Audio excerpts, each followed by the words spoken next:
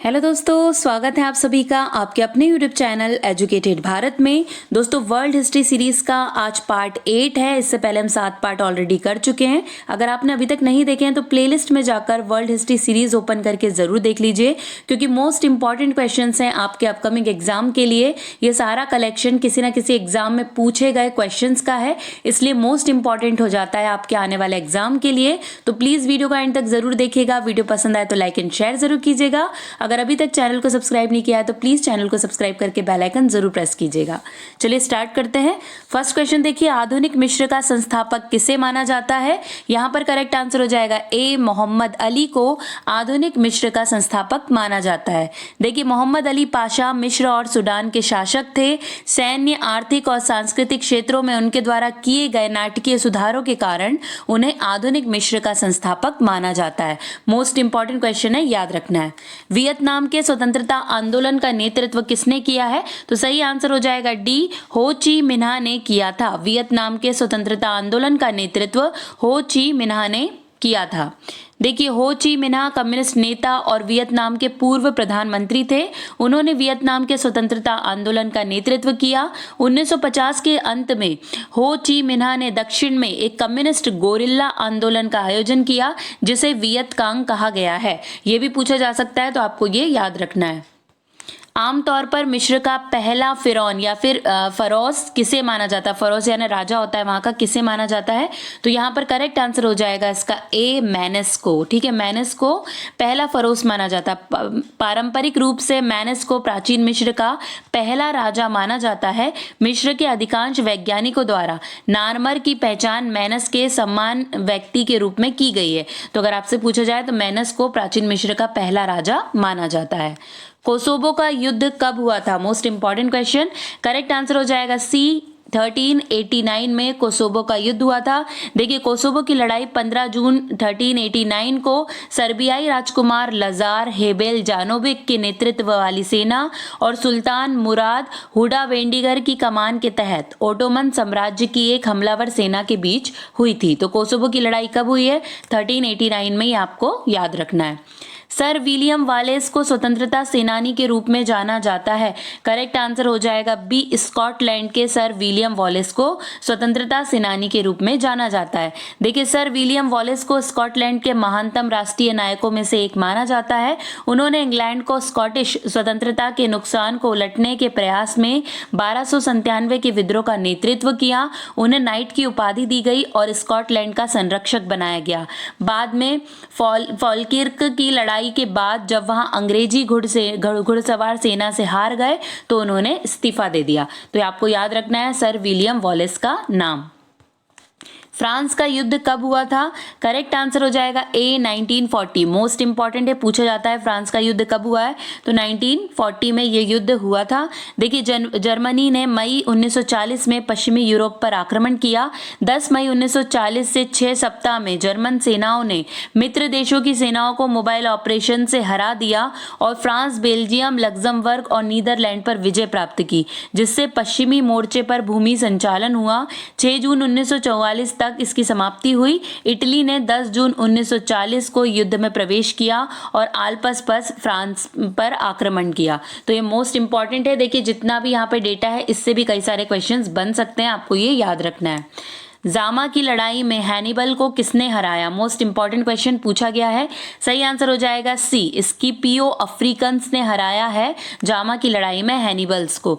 देखिए, जामा की लड़ाई 202 ईसा पूर्व में जामा के पास लड़ी गई दूसरे प्यूनिक युद्ध के अंत का प्रतीक थी। न्यूमीडियन नेता मासिनिसा के महत्वपूर्ण समर्थन से पब्लिशियस कॉर्नेलियस स्किपियो अफ्रीकन्स के नेतृत्व में एक रोमन सेना ने हैनिबल के नेतृत्व वाली कार्थागिनियन सेना को हराया था। तो मोस्ट इंपॉर्टेंट है, जामा की लड़ाई कब हुई है? 202 ईसा पूर्व। त्रिपक्षीय संधि पर कब हस्ताक्षर किए गए? करेक्ट आंसर हो जाएगा बी, 1940 में त्रिपक्षीय संधि पर हस्ताक्षर किए गए। 1940 में बर्लिन में त्रिपक्षीय संधि पर हस्ताक्षर के साथ जर्मनी, इटली और जापान के सहयोगी बनने से धुरी शक्तियों का गठन हुआ। इस समझौते में पारस्परिक सहायता के लिए प्रावधान किया गया है। यदि हस्ताक्षरकर्ताओं में से किसी पर भी किसी ऐसे राष्ट्र द्वारा हमला किया जाए जो पहले से ही युद्ध में शामिल शामिल नहीं है। तो ये एक तरीके की संधि थी, आपको याद रखना है, ये त्रिपक्षीय संधि मोस्ट इंपॉर्टेंट है। 1911 चीन की क्रांति के परिणाम स्वरूप करेक्ट आंसर हो जाएगा ए, गणतंत्र की स्थापना हुई। 1911 चीन की क्रांति के परिणाम स्वरूप क्या हुआ था? गणतंत्र की स्थापना। 1911 की क्रांति एक महान जीत थी क्योंकि इसने किंग राजवंश को उखाड़ फेंका। 2000 से अधिक वर्षों तक चीन पर शासन करने वाली निरंकुश राजशाही को समाप्त कर दिया और चीन गणराज्य की स्थापना हुई। 1911 की क्रांति ने चीनी लोगों के मन को मतलब मुक्त कर दिया निरंकुश शासन से। आपको ये याद रखना है, मोस्ट इंपॉर्टेंट है। किसने कहा राज्य अस्तित्व में है क्योंकि समाज में अपराध मौजूद है, अन्यथा राज्य की कोई आवश्यकता नहीं है? ये किसने कहा था? करेक्ट आंसर हो जाएगा ए, हर्बर्ट स्पेंसर के द्वारा ये बात कही गई है। देखिए, एक अंग्रेजी दार्शनिक हर्बर्ट स्पेंसर ने उदाहरण दिया था, राज्य अस्तित्व में है क्योंकि समाज में अपराध मौजूद है, अन्यथा राज्य की कोई भी आवश्यकता नहीं है। देखिए, जो स्टेटमेंट वाले क्वेश्चन रहते हैं बहुत पूछे जाते हैं, आपको ये याद रखना है। 1453 में कॉन्स्टेंटिनोपल के पतन के दौरान अंतिम बिजान्टिन सम्राट कौन था? मोस्ट इंपॉर्टेंट क्वेश्चन, सही आंसर हो जाएगा इसका डी। ठीक है, कॉन्स्टेंटाइन 11, ये आपको याद रखना है। देखिए यहाँ पे देख लेते हैं, कॉन्स्टेंटिनोपल का पतन तब हुआ जब ऑटोमन साम्राज्य ने 29 मई 1453 को बिजान्टिन साम्राज्य की राजधानी कॉन्स्टेंटिनोपल पर कब्जा किया। ऑटोमन की कमान 21 वर्षीय ऑटोमन सुल्तान महमूद द्वितीय ने संभाली थी, जिन्होंने एक को हराया सेना की कमान बिजान्टिन सम्राट कॉन्स्टेंटाइन 11 पहले लोगोस ने संभाली थी। तो बस आपको इतना याद रखना है, इतनी सारी बातें याद रखने की जरूरत नहीं है। ये कब हुआ है ये याद रखिए, और किसे मिल गई थी बाद में, किसे सम्राट बना दिया गया था, ये याद रखिए। फरवरी क्रांति कहाँ हुई थी? मोस्ट इंपॉर्टेंट क्वेश्चन है। सही आंसर हो जाएगा बी, पेट्रोग्राड में फरवरी क्रांति हुई थी। देखिए, रूस में फरवरी क्रांति रूस द्वारा जूलियन कैलेंडर के उपयोग के कारण इसे जाना जाता है। 1917 में इसी दिन शुरू हुई थी जब पेट्रोग्राड में भोजन की कमी को लेकर दंगे और हड़ताल हुई। 1917 तक अधिकांश रूसियों ने जारशाही शासन का नेतृत्व क्षमता में विश्वास खो दिया था, इसीलिए भी ये क्रांति हुई थी। किसने कहा स्वतंत्रता सामान्य इच्छा का पालन करने में निहित है? मोस्ट इंपॉर्टेंट क्वेश्चन, सही आंसर यहाँ पर हो जाएगा बी, रूसो के द्वारा ये कहा गया है। देखिए क्या कहा है, तो जीन जैक्स रूसो स्विस मूल के फ्रांसीसी राजनीतिक दार्शनिक थे। उन्होंने बयान दिया था स्वतंत्रता सामान्य इच्छा का पालन करने में निहित है। किसने घोषणा की कि बोल्शेविज्म को उसके पालने में ही घोट दिया जाना चाहिए? बोल्शेविज्म को उसके पालने में ही घोट दिया जाना चाहिए, ये कथन किसका है? सही आंसर हो जाएगा डी, विंस्टन चर्चिल के द्वारा ये कथन कहा गया था। देखिए, विंस्टन चर्चिल ने घोषणा की कि बोल्शेविज्म को उसके पालने में ही घोट दिया जाना चाहिए। नेक्स्ट, अंग्रेजों ने न्यूजीलैंड में उपनिवेश कब स्थापित किए? ये क्वेश्चन बहुत बार पूछा गया है। सही आंसर हो जाएगा बी, 1840। अंग्रेजों ने 1840 में न्यूजीलैंड में उपनिवेश स्थापित किए थे। वेलर्स, मिशनरियों और व्यापारियों ने इसका अनुसरण किया और 1840 में ब्रिटेन ने औपचारिक रूप से द्वीपों पर कब्जा कर लिया और वेलिंगटन में न्यूजीलैंड की पहली स्थायी यूरोपीय बस्ती स्थापित की थी। तो 1840 आपको याद रखना है। रोमन साम्राज्य की राजधानी कॉन्स्टेंटिनोपल पर तुर्कों ने कब्जा कर लिया था। कब किया था? सही आंसर हो जाएगा सी, 1453 में। कब किया था? 1453 में। देखिए, पूर्वी रोमन साम्राज्य की राजधानी कॉन्स्टेंटिनोपल को 29 मई 1453 को ऑटोमन सुल्तान महमद द्वितीय की कमान के तहत ऑटोमन सेना ने जीत लिया था। इस विजय के साथ ऑटोमन एक साम्राज्य बन गया और सबसे शक्तिशाली साम्राज्यों में से एक बन गया। पूर्वी रोमन साम्राज्य गिर गया और ये वाला जो था ये कायम रहा। आपको ये याद रखना है। अलेक्जेंड्रिया शहर की स्थापना सिकंदर महान ने किस वर्ष में की थी? सही आंसर हो जाएगा सी, 322 ईसा पूर्व की गई थी। देखिए, माना जाता है कि अलेक्जेंड्रिया की स्थापना सिकंदर महान ने 331 ईसा पूर्व में अलेक्जेंड्रिया के रूप में की थी। इस परियोजना के लिए सिकंदर के मुख्य वास्तुकार डिनोक्रेटस थे। अलेक्जेंड्रिया का उद्देश्य मिस्र में हेलेनिस्टिक केंद्र के रूप में नोक्रेटिस को प्रतिस्थापित करना और ग्रीस और समृद्ध नील घाटी के बीच कड़ी बनाना था। तो ये मोस्ट इंपॉर्टेंट है, आपको ये याद रखना है। ठीक है, देखिए यहाँ पे करेक्ट आंसर ये वाला हो जाएगा, आपको याद रखना है 331 ईसा पूर्व। और इसी ये जो हमारा एक्सप्लेनेशन है इसमें ये दिया गया है। 12 तालिकाओं का नियम किस सभ्यता से संबंधित है? करेक्ट आंसर हो जाएगा सी, रोम से। जो 12 तालिकाओं का नियम है ये रोम की सभ्यता से संबंधित है। देखिए 12 तालिकाएं 451 और 450 ईसा पूर्व में प्राचीन रोम में बनाई गई 12 कांस्य गोलियों पर अंकित कानूनों का एक समूह था। वे कानूनों के प्रति एक नए दृष्टिकोण की शुरुआत थी, जहां उन्हें सरकार द्वारा पारित किया गया और लिखा गया ताकि सभी नागरिकों के साथ उनके समक्ष समान व्यवहार किया जा सके। तो आपसे पूछा जाएगा कि ये जो 12 तालिका है ये किससे संबंधित है? ठीक है, तो ये मोस्ट इंपॉर्टेंट क्वेश्चन है, आपको इसका आंसर याद रखना है कि ये रोम से संबंधित है। हैमर ऑफ द विच कब प्रकाशित हुआ? मोस्ट इंपॉर्टेंट, सही आंसर हो जाएगा डी, 1487 में ये प्रकाशित किया गया था। देखिए 1486-87 में लिखी गई एक लैटिन पुस्तक मैलियस मैलिफिकराम को द हैमर ऑफ विच के नाम से भी जाना जाता है। ये शीर्षक का अनुवाद है। पुस्तक के लेखत्व का श्रेय 2 जर्मन डोमिनिकन भिक्षुओं हेनरिक क्रेमर और जैकब स्प्रेंगर को दिया जाता है। ये 1487 में प्रकाशित हुआ था। प्रथम चीनी जापानी युद्ध किस वर्ष में लड़ा गया? करेक्ट आंसर यहाँ पर हो जाएगा बी, 1894 में चीनी जापानी युद्ध लड़ा गया था। पहला चीनी जापानी युद्ध मुख्य रूप से कोरिया में प्रभाव को लेकर चीन और जापान के बीच लड़ा गया था। तो देखिए जो प्रथम होता है, जितने भी युद्ध है मोस्ट इंपॉर्टेंट है, आपको याद रखना है। बेल्जियम ने 1830 में किस यूरोपीय देश से स्वतंत्रता प्राप्त की थी? करेक्ट आंसर हो जाएगा डी, नीदरलैंड से। ठीक है, बेल्जियम ने 1830 में नीदरलैंड से स्वतंत्रता प्राप्त की थी। बेल्जियम ने नीदरलैंड से अपनी स्वतंत्रता की घोषणा की और इसे 1831 में एक अलग राष्ट्र के रूप में मान्यता दी गई।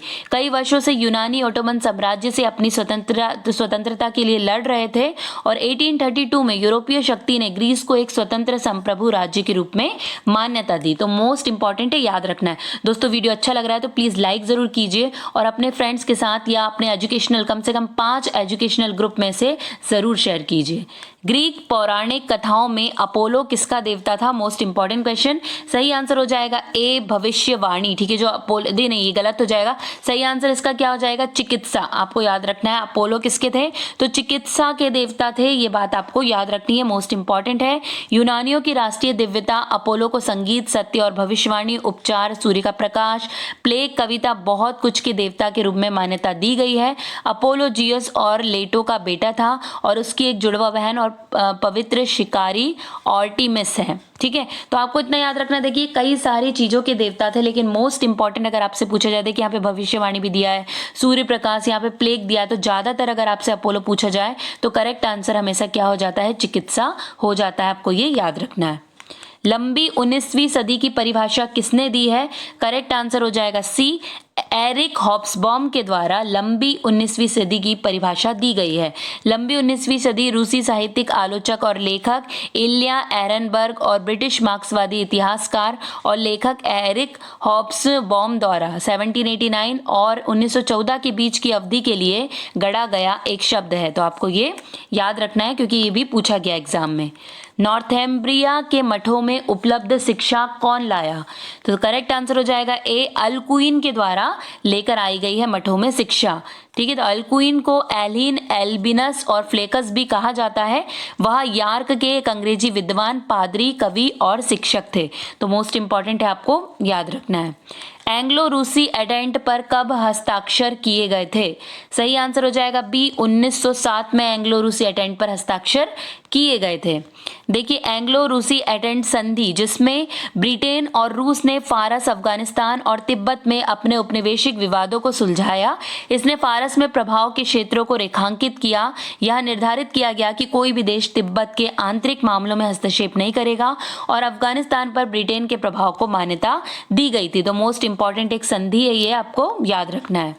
रूस की सीमा को काला सागर तक किसने बढ़ाया? सही आंसर हो जाएगा ए, कैथरीन द ग्रेट के द्वारा रूस की सीमा को काला सागर तक बढ़ाया गया था। कैथरीन द ग्रेट ने पोलिस लिथुआनियाई राष्ट्रमंडल की भूमि पर रूसी राजनीतिक नियंत्रण बढ़ाया। कैथरीन कैथरीन ने ओटोमन साम्राज्य के खिलाफ सफलतापूर्वक युद्ध छेड़ा और रूस की दक्षिणी सीमा को काला सागर तक आगे बढ़ाया था। मोस्ट इंपॉर्टेंट है, याद रखना है। किसका मॉडल स्वर्ग के आदेश पर आधारित था? ये क्वेश्चन बहुत बार पूछा गया है। सही आंसर यहाँ पर हो जाएगा डी, सीमा कियान। ठीक है, सीमा कियान आपको याद रखना है। स्वर्ग का जनादेश एक प्राचीन चीनी मान्यता और दार्शनिक विचार है कि स्वर्ग ने सम्राटों को अच्छी तरह से और निष्पक्ष रूप से शासन करने की, उनकी क्षमता के आधार पर शासन करने का अधिकार उनको दिया है। हर्नान कॉर्टेज एक विजेता था। किसका विजेता था? करेक्ट आंसर हो जाएगा डी, स्पेन से। कहां से थे ये? तो स्पेन के विजेता के रूप में जाने जाते हैं। हर्नान कॉर्टेज एक स्पेनिश विजेता और खोजकर्ता था जिसने एज़टेक साम्राज्य को हराया और स्पेन के लिए मैक्सिको पर दावा किया था। उन्होंने पहली बार 19 साल की उम्र में नई दुनिया की यात्रा की।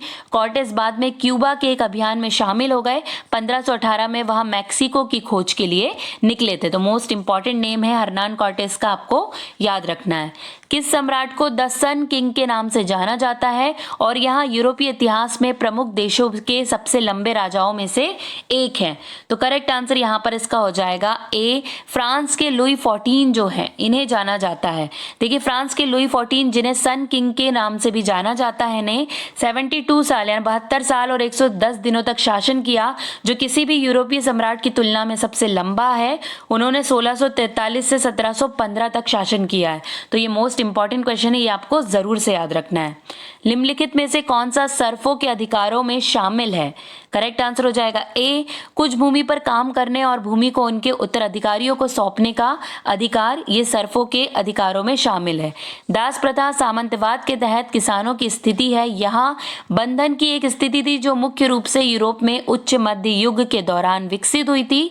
इसमें कुछ भूमि पर काम करने और भूमि को उनके उत्तराधिकारियों को सौंपने का अधिकार शामिल था।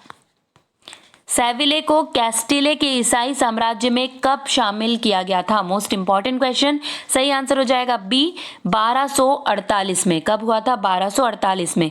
स्पेन में मुस्लिम शासन के दौरान सेविले का स्वतंत्र ताइफा बनने से पहले सेविले कोर्डोबा के खलीफा के अधिकार क्षेत्र में आया था। बाद में 1248 में फर्डिनेंड थर्ड के तहत कैस्टिले के ईसाई साम्राज्य में शामिल होने तक इस मुस्लिम अल्मोराविट्स और अल्मोहाद्स का शासन यहाँ पर रहा था। तो मोस्ट इंपॉर्टेंट है, याद रखना है। इंग्लैंड में औद्योगिक क्रांति ने संक्रमण के चरमोत्कर्ष को दर्शाया। तो करेक्ट आंसर है बी, सामंतवाद से पूंजीवाद में। देखिए औद्योगिकरण के दौरान व्यापार में वृद्धि, उत्पादन के तरीके, शहरीकरण के कारण इंग्लैंड में सामंतवाद का पतन हुआ और पूंजीवाद का उदय हुआ। तो ये एक मोस्ट इंपॉर्टेंट क्वेश्चन है। ओटो प्रथम को उसकी उपाधि की मान्यता कब मिली? करेक्ट आंसर यहाँ पर हो जाएगा बी, 972 में, 972 में। ठीक है, यहाँ पे 1900 नहीं है, 972 में। देखिए ऑटो वन, जिसे पारंपरिक रूप से ओटो द ग्रेट के नाम से जाना जाता है, 1936 से जर्मन राजा और 1962 से पवित्र रोमन सम्राट था। उनकी मृत्यु 1973 में हुई। वह हेनरी प्रथम फाउलर और मटिल्डा के सबसे बड़े पुत्र थे। तो आपको ये याद रखना है ओटो प्रथम के बारे में। मैराथन का युद्ध कब हुआ था? बहुत जगह पूछा गया है। करेक्ट आंसर हो जाएगा ए, 490 ईसा पूर्व मैराथन का युद्ध हुआ था। देखिए मैराथन की लड़ाई ग्रीको फारसी युद्धों में उत्तर पूर्वी अटिका के मैराथन मैदान पर निर्णायक लड़ाई लड़ी गई, जिसमें एथेनियाई लोगों ने एक ही दोपहर में ग्रीस के पहले फारसी आक्रमण को विफल कर दिया था। तो मोस्ट इंपॉर्टेंट है, 490 ईसा पूर्व ये लड़ाई हुई थी। रोलर स्पिनिंग का मूल आविष्कारक कौन था? ठीक है, तो रोलर स्पिनिंग का मूल आविष्कारक कौन था? करेक्ट आंसर यहाँ पर हो जाएगा बी, लुइस पॉल। ठीक है, किसने किया था? लुइस पॉल ने किया था। लुइस पॉल रोलर स्पिनिंग के मूल आविष्कारक थे, जो एक कपास मिल में कपास की कताई के लिए पानी के फ्रेम का आधार था। तो मोस्ट इंपॉर्टेंट है, आपको ये याद रखना है। नेक्स्ट, निकोपोलिस का युद्ध कब हुआ था? करेक्ट आंसर यहाँ पर इसका हो जाएगा ए, 1396 में निकोपोलिस का युद्ध हुआ था। ये देखिए युद्ध के बारे में बहुत पूछा जाता है। निकोपोलिस की लड़ाई 25 सितंबर 1396 को हुई और इसके परिणाम स्वरूप हंगेरियन, क्रोएशिया, बल्गेरिया, बेलाचियन, फ्रेंच, अंग्रेजी, बर्गेडियन, जर्मन और मिश्रित सैनिकों एक तुर्क सेना के हाथों में निकोपोलिस के डैन्यूबियन किले की घेरेबंदी बढ़ा दी और दूसरे बल्गेरियाई साम्राज्य के अंत की ओर ले गया था। तो ये आपको मोस्ट इंपॉर्टेंट है, याद रखना है। करेक्ट आंसर इसका क्या हो जाएगा? तो करेक्ट आंसर है 1396। 9वीं शताब्दी के स्कैंडियन आक्रमणों ने इंग्लैंड में क्या किया? तो यहाँ पर करेक्ट आंसर इसका हो जाएगा ए, विभिन्न छोटे राज्यों को एक बड़े राज्य में विलय के लिए बढ़ावा दिया। ये मोस्ट इंपॉर्टेंट है, आपको याद रखना है। करेक्ट आंसर देखिए यहाँ पे, उन्होंने विभिन्न छोटे राज्यों को एक बड़े राज्य में विलय करने के लिए बढ़ावा दिया। अन्य देशों पर उनका आक्रमण अत्यधिक जनसंख्या, व्यापारिक संपत्ति और उनकी मातृभूमि में व्यवहार कृषि भूमि की कमी से प्रेरित था। तो आपको ये याद रखना है, मोस्ट इंपॉर्टेंट है। इंग्लैंड के किस राजा को मैग्ना कार्टा पर हस्ताक्षर करने के लिए मजबूर किया गया था? सही आंसर है डी, किंग जॉन को। किंग जॉन को मैग्ना कार्टा पर हस्ताक्षर करने के लिए मजबूर किया गया था।